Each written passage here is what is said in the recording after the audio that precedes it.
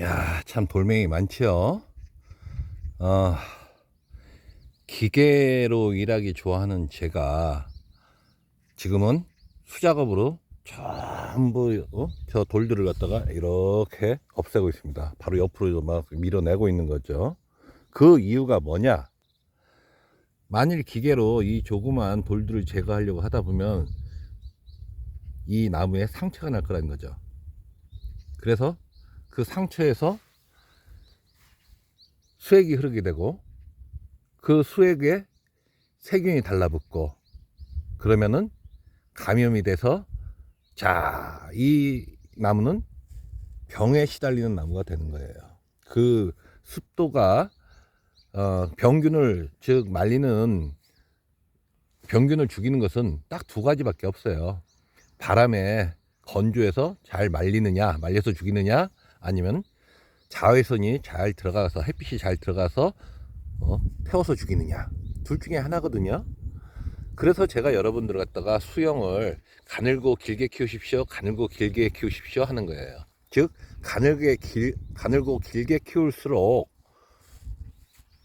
바람은 잘 통하고 햇빛은 잘 든다는 얘기죠.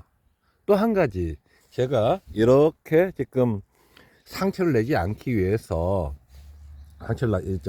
이렇게 수작업으로 지금 돌들을 제거하고 있는 것과 마찬가지로 어느 분이 질문하셨어요. 살충제, 살균제를 가르쳐 주십시오라고 저 질문하셨는데, 원래 제가 상품명은 잘 말씀을 안 드립니다만 일단 원리부터 좀 말씀을 드릴게요. 살충, 살균의 원리. 즉 살충, 살균의 원리, 방제의 방법에는 물리적 방제 방법이 있고 생물학적 방제 방법이 있고 사람의 인력에 의한 방제 방법이 있고 화학적 방제 방법이 있어요. 물리적 방제란 무엇이냐 하면 땅이 얼기 바로 직전에 토양을 경운하는 거죠. 대부분의 월동을 하는 벌레와 균은 토층 깊이 15cm 안에 거의 대부분 다 있습니다. 여러분들이 토양 속에 아주 나쁜 균이 있다고, 유익한 균도 있고 나쁜 균도 있겠죠. 즉 사람의 뱃속에도 천여 가지의 균들이 있대요. 그것이 복합적으로 작용을 하는데 거기에는 좋은 균과 나쁜 균이 있어서 나쁜 균이 많이 늘게 되면 여러분이 배탈이 나는 것이고, 좋은 균이 많아져서 나쁜 균을 잡아먹고 막 하면은 여러분들이 아주 건강하게 소화가 잘 되는 것이죠. 똑같이 토양 속에도 수많은 균들이 있습니다. 모든 균이 다 있고 모든 벌레가 다 있다라고 봐야죠.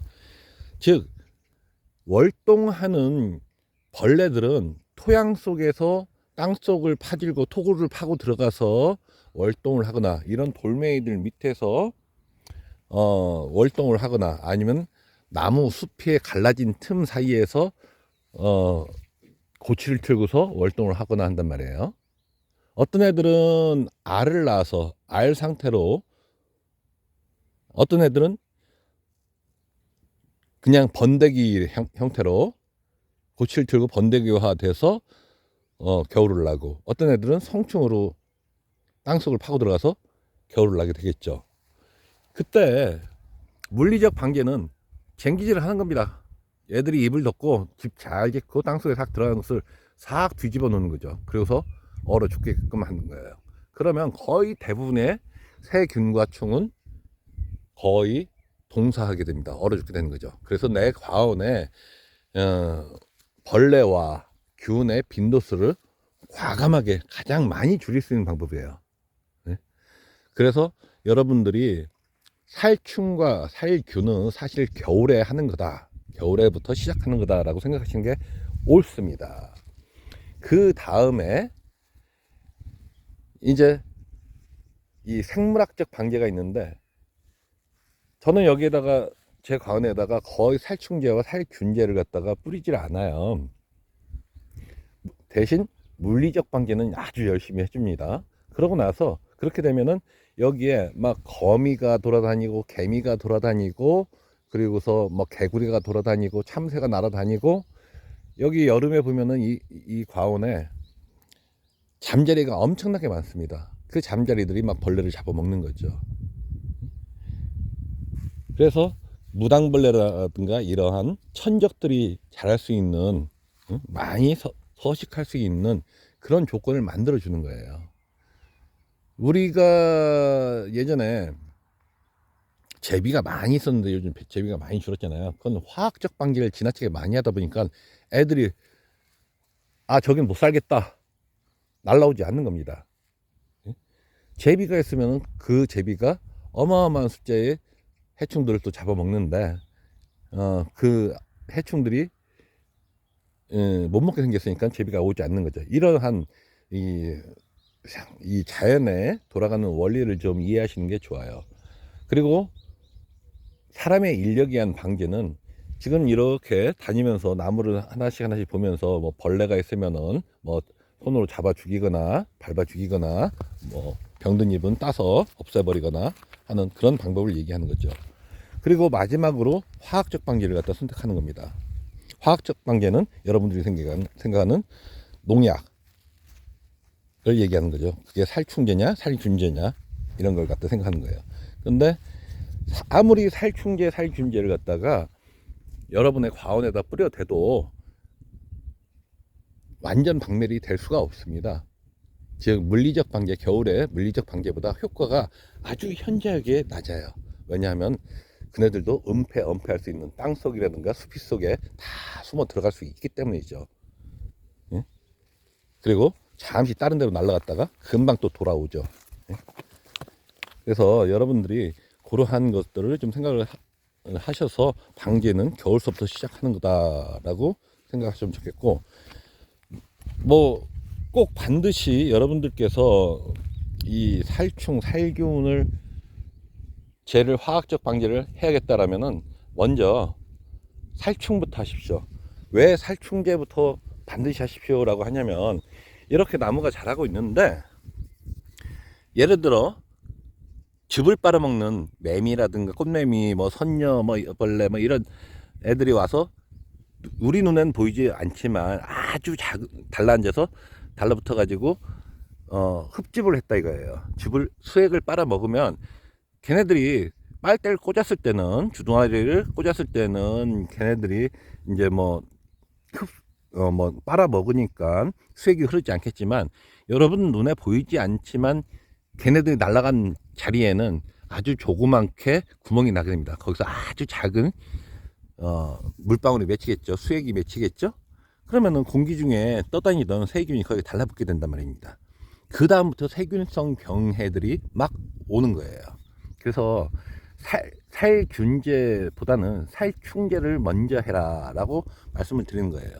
여러분들이 아시는 막 세균에 의한 병의 증상이 나와 있는 것들은 사실은 그게 열매이든 잎이든 줄기이든 대부분 벌레가 먼저 가해하고 난 다음에 세균에 감염된 경우가 대부분이에요. 95% 이상이 그런 것 같습니다. 그래서 여러분들이 이런 것을 감안을 하셔가지고 살충제를 조금 더 많이 해주시는 게 낫겠다라고 말씀을 드리는 겁니다. 우선이 살충제다. 지금쯤이면 수세가 약한 애들은 뭐 스미치온 같은 약제를 벌써 2번 정도는 쳐줬어야죠. 즉 한 번은 겨울에서 막 벌써 날이 막 풀리려고 할 때, 완전히 풀렸을 때가 아닙니다. 풀리려고 할 때 오리존벌레를 방지하기 위해서 여러분들 검은 국물이 줄줄 흐릅니다 하는 그런 증상이 방지하기 위해서 스미치온 같은 살충제를 한번 흠뻑 농도가 짙게 쳐줬었어야 하고, 얼마 전에 날이 따뜻할 때 나비들이 막 날아다녔죠. 뭐 잠시 후에도 또 그럴 겁니다. 나비들이 날아다닐 때는 저녁 때는 나방들이 날아다녀요. 그네들이 날아다니면서 무엇을 하느냐? 교미를 한다는 얘기죠. 교미하고 여러분 호두밭에 와서 산란을 하게 됩니다. 박쥐나방이라든가 뭐 쐐기나방이라든가 여러 가지들이 이제 오게 되죠. 그것을 방지하기 위해서 살충제를 한 번 더 쳐주는 거예요. 그 다음에는 나중에 뭐 선녀벌레라든가 꽃매미라든가 이런 유축 벌레들이 오지 못하게 하도록 그때 또 다시 살충제를 한번 쳐주는 거죠. 그러고 나서 살균제는 언제 하느냐? 고온 다습할 때. 고온 다습이에요. 저온 다습이 아니라 고온 다습할 때, 그때 뭐 탄저병이라든가 여러 가지 병들을 갖다가 방지하기 위해서 해주는 거죠. 여러분들 뭐 갈색 서금병이다 뭐라 하는데 그건 사실은 갈반병인 것 같아요. 그리고 여러 가지 뭐 약재들이 있습니다. 많아요. 살균제에 대한 것은 많이 있습니다. 뭐 심지어는 뭐 황산 동제를 쓰기도 하죠. 여러분들이 그런 것을 참고하셔가지고 우선 하는 것은 물리적 방지다. 두 번째로 생물학적 방지다. 가장 편한 방법이에요. 그리고 나서 사람의 인력에 의한 방제. 마지막으로 선택하는 것이 화학적 방지다. 순서를 그렇게 잡아가시는 것이 맞겠습니다. 지금 여기 이 과원을 지금 이렇게 돌을 다 일일이 저 옆으로 밀어내는 이유는, 물론 이 중간은 기계들이 사 와서 이제 또 밀어낼 거예요. 그런데 호두나무 바로 옆에 거기는 제가 일일이 수작업을 하면서 하는 이유는 상처를 내지 않기 위해서다라고 다시 한번 강조해서 말씀을 드리는 거예요. 즉 여러분들이 전지전정을 하던 방지 작업을 하던 호두나무에 상처를 덜 내는 방법을 연구하시면은 아주 건강한 호두나무의 재배 방법이 되겠습니다. 이상입니다.